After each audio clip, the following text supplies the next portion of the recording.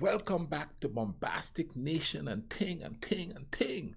Back with more vibes for all you. Yes, sir. You know, I'm going through these videos and stuff. You run into other things that you figure, this looks like it's interesting. You know what I mean? So I saw this one and it's called Early Rus Conquests, Viking Princes in Eastern Rome.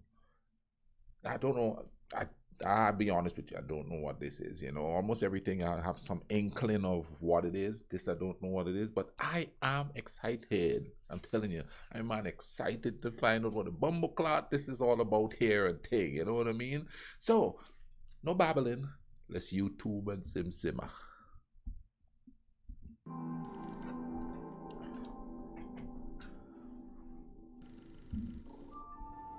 From a vast land of scattered tribesmen, a great princedom was born. In our last episode, the proud tribes of the Eastern Slavs from Ladoga to Kiev were unified under the Norse chieftain Rurik and his brother-in-law Oleg. In this episode, we will continue where we left off, telling the story of war, trade, politics and adventure that defined the history of the early Kievan Rus. Today's video is sponsored by Babbel, the #1 language learning app in the world. For a historical channel, knowing the language of the sources used in the videos is extremely helpful, and as we've worked on this series on Russian history, we decided that we needed a refresher to be able to read the works of the Russian authors. As it is impossible to work with a tutor I must skip now, this here. we decided to a tributary empire, comprised of learn a new language. Okay, let's go back here. Let's get into the meat of this, you know? Support us and click the link in the description below right now to get 50% off Babbel for 6 months for a limited time only. Let's go. Kievan Rus was in function a tributary empire, comprised of internally autonomous tribes and towns, all under the suzerainty of the Grand Prince of the Rurikid dynasty, who was based in the prosperous trading city of Kiev. Each tribe was ruled independently, paying a tribute to Kiev, and joined their armies to the Grand Prince in times of war. The tribes received protection from the Grand Prince's Druzhina, an elite retinue of warriors who kept order across the realm. Culturally, the early Kievan state was an ethnic and linguistic smorgasbord. The Rurikid princes and their Druzhina were most likely predominantly Scandinavian, although a skilled warrior from any origin could join the prince's retinue. The majority of peoples in Rus lands were the Eastern Slavs, who spoke the Old East Slavic language, from which modern Russian, Ukrainian and Belarusian stem. Other peoples in the Kievan Rus included the Finno-Ugric and Baltic-speaking tribes in the north, and likely some Turkic peoples from former Khazaria. Religion across the realm was a diverse spectrum. The pagan Slavs continued to worship Perun and Volos in their oaken groves, while the Scandinavian elites retained aspects of their own pantheons of Thor, Odin and Loki. One of the most famous living accounts of Norse religious rites comes from the Arab traveller Ibn Fadlan, whose journey up the Volga River in 922 brought him into an encounter with a boisterous tribe of Varangian Norsemen. Fadlan watched in fascination and horror as the body of a great Viking chieftain was laid in his longship alongside a slave girl who had volunteered to be ritually sacrificed. The boat and all the precious personal belongings it carried were thus set alight in a great bonfire, and the souls within committed to Valhalla. This funerary practice was probably unique to the Kievan Vikings and deviated from the Scandinavian rites. However, it is a testament that some form of Norse paganism thrived among the warrior caste of the Kievan realm. The Rurikid princes remained fiercely warlike throughout most of their early history, seeking to become rich through plunder and tribute. To them, the ultimate prize would always be the most splendorous land on the far end of the Black Sea. To that end, they turned the dragon-head prows of their longboats towards Constantinople, the place they simply called the Great City, Miklagard. Norse raiders had failed to take Constantinople in 860, but now they were unified under the Rurikids, they could muster a larger and more organized invasion force. The first Rurikid expedition against the Great City is recorded in Nestor's primary chronicle. It occurred in 907 AD, when the first Grand Prince of Kiev, Oleg, led a fleet of 2,000 boats ferrying Norse, Slavic, Finnic and Baltic warriors down the Black Sea and into the Bosphorus Strait. Upon seeing their arrival, Emperor Leo VI closed the harbour of Constantinople and shut the gates. Unable to breach the Theodosian walls, Oleg had his men beach their ships and disembark on the Gallatin side of the Golden Horn, ordering his warriors to sack the suburbs and villages on the peripheries of the imperial city. The Rus quickly taken quashed over. any resistance, killing many Greeks, looting and burning churches in the process. This eventually brought the Romans to submission and forced them to pay a hefty tribute. Additionally, the Rus had won trading concessions with the Roman Emperor, which boded well for the long-term economic prosperity of the Kievan realm. It is notable that the Rus ambassadors, who bore Scandinavian names such as Farolf, Hrolaf and Stemir, swore to uphold this agreement by swearing upon the Slavic gods, which suggests that Slavic and Norse customs had already begun to blend. Oleg died in 912, succeeded by Igor, the son of Rurik himself. The young prince was met with adversity at the very beginning of his reign. Troublesome Slavic Drevlians refused to pay him tribute. Igor, however, possessed the iron will of his Rurikid bloodline and was able to crush them in battle, imposing a harsher annual tribute upon them. Wow. Having proven himself, Igor kept the peace in his realm for a time. Like his predecessors before him, he began to dream about the Byzantines' wealth. In 941, the Kievan prince mustered a small fleet of Norsemen, Slavic warriors and Turkic Pecheneg mercenaries, sailing up the Dnieper River with the aim of pillaging Byzantine lands. This time, however, the Greeks were ready. Warned by the Danubian Bulgars that Igor was coming, they dispatched a fleet to halt their advance. They utterly destroyed the Norse longboats using their secret weapon, Greek fire. Igor managed to escape the inferno, landing on the northern coast of Anatolia, where he and the remnants of his army began pillaging the hinterlands until they were driven back northwards by the famed Roman generals Bardas Phocas and John Corcoas. Igor returned home and began mustering a far larger army than before, made up of the combined tribes of the Rus, and by 944 was ready to attack the imperial city. Hearing of the imminent arrival of this armada, Emperor Romanos I capitulated, giving up yet more precious gifts in tribute, while offering more concessions to Rus merchants. It should be noted that both Rus-Byzantine treaties are full of very specific trading stipulations, tariffs and customs laws. This emphasizes that the Rus princes were also merchants at heart. However, the princes Dragina had long been dissatisfied with their pay and beseeched Igor to take more wealth from his subjects, saying, "Come with us, prince, to collect tribute, and you will gain, and so will we." Igor agreed, and to that end rode to the land of his least favourite subjects, the ever-troublesome Drevlians. The Grand Prince had collected tribute from the Drevlians once that year already, and his return for more made evident that the Drevlians had had enough of Rurikid tyranny. Wow. They poured out of their city, This is killed crazy. the prince's retinue, and took him captive. Igor was then executed in a gruesome fashion. The Kievan prince's unceremonious death would lead to the rise of his widow, Princess Olga. Despite being around 25 years old, Olga had a Varangian spirit, was iron-willed and was cunning as a fox. Her revenge, recorded in the primary chronicle, has since become the stuff of legend. The Drevlians now had their own designs on the Kievan throne, emboldened by their murder of the Grand Prince. They sent envoys to Kiev with a proposal to Olga. "We slew your husband because he plundered us like a wolf. Our princes are good and have preserved the land of the Drevlians. So we come to you, requesting you to marry our prince, Mal." The princess knew that marrying the Drevlian prince wasn't an option, firstly because he would surely murder her infant son, Sviatoslav, and secondly because vengeance burned in her heart.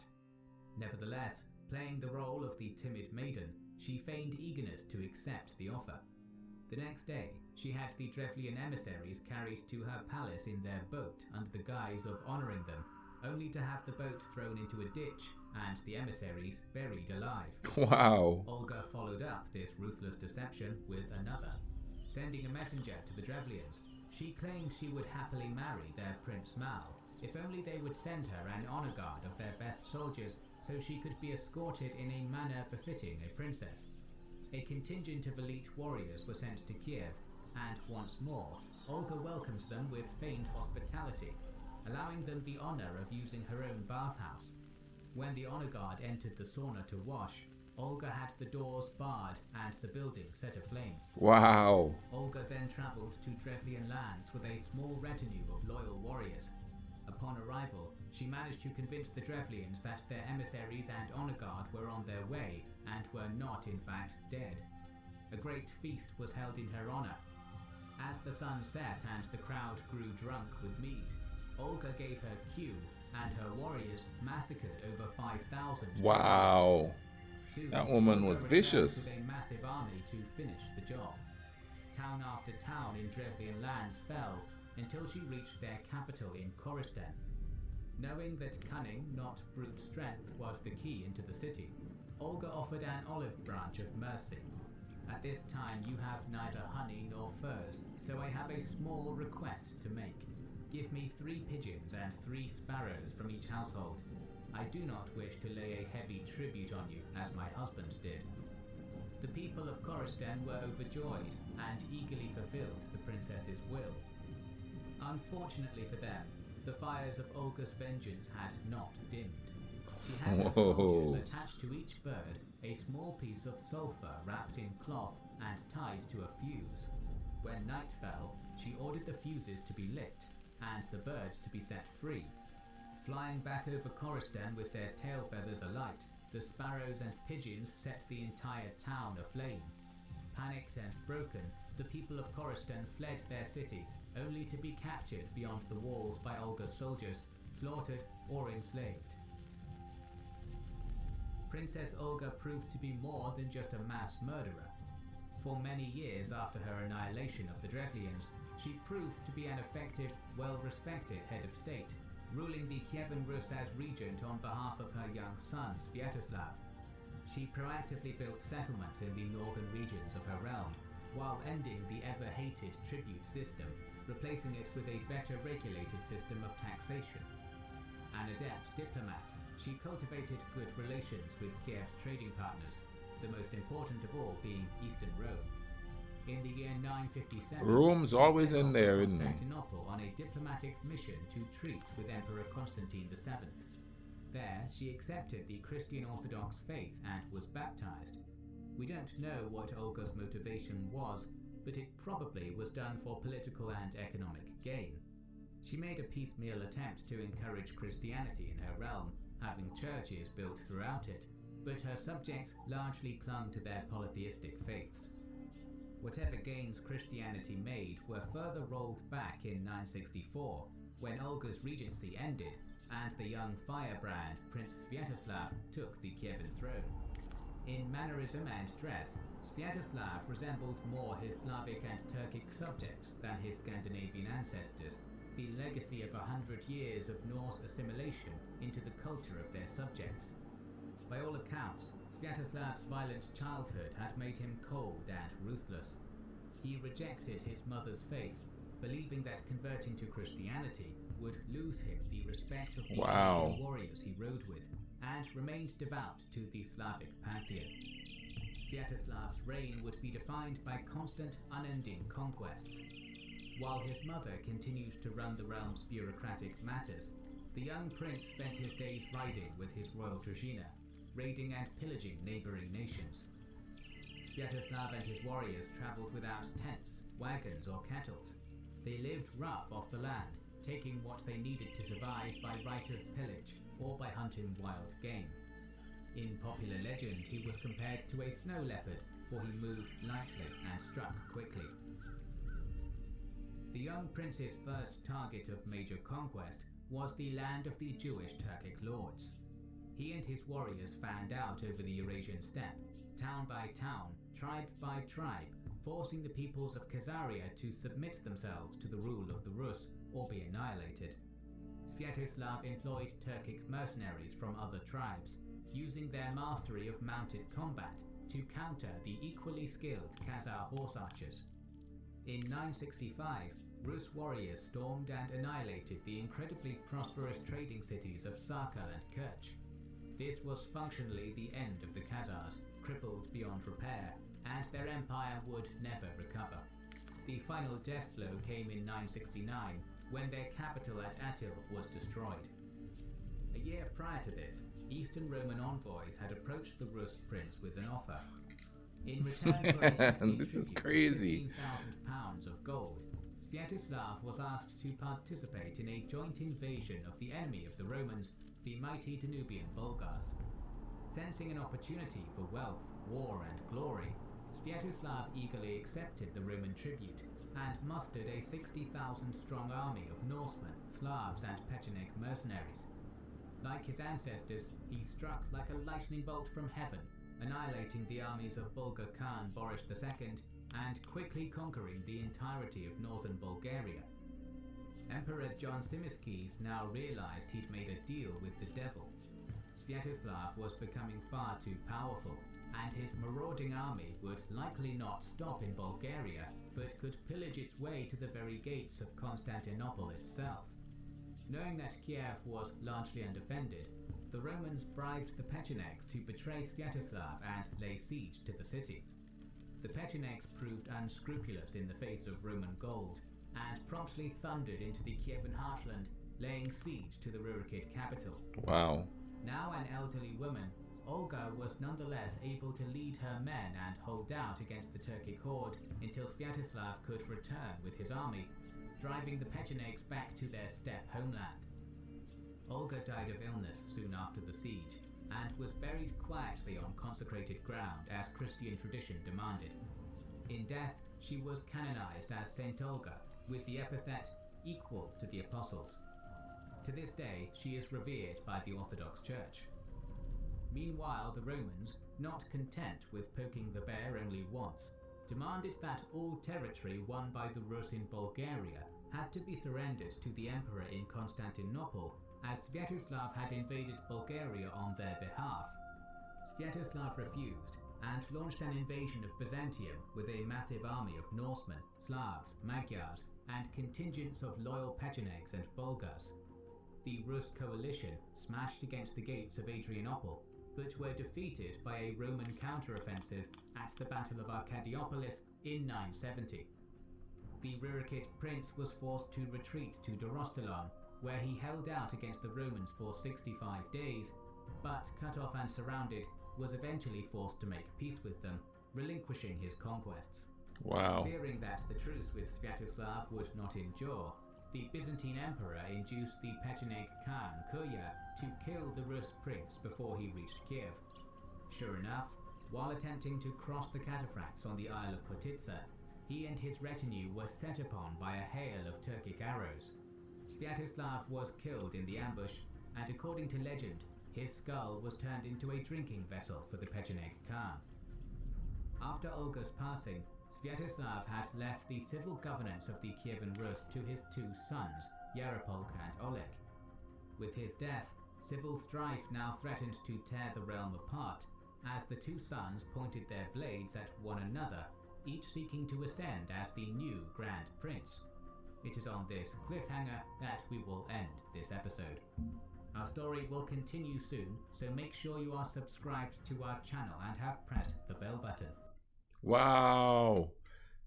Back in the day, they were warring like crazy. I mean, we are now, but you know, there doesn't seem to be that. I don't know, man. It just seems that there's no honor. But then there's no honor in war, period. What am I talking about? What am I talking about? There's no honor in any kind of war. We shouldn't have any wars whatsoever. We should be chilling out and enjoying each other's culture and sort of loving the fact that we're different so we can learn different things, because life would be boring if we were all the same. It would be so boring. You know, imagine if everybody was 7 feet 1 inch tall and they all were like me. It would be boring. But anyway, man, you guys keep watching, man. I'm telling you, this stuff is good. A lot of stuff to learn and all of that, you know what I mean? And I saw this and I decided, hey, let me check it out. And I'm kind of glad to check it out because, you know, this is something I never knew anything about. It seems like the Romans pop up a lot in that. Have you noticed that there's a lot of the same countries popping up a lot in history and the good times and the conflicts and everything? There's just certain countries you hear about. Anyway, man, you must pay attention to your history because if you don't know where you're coming from, you don't know where you're going. Take care of each other. Cool runnings.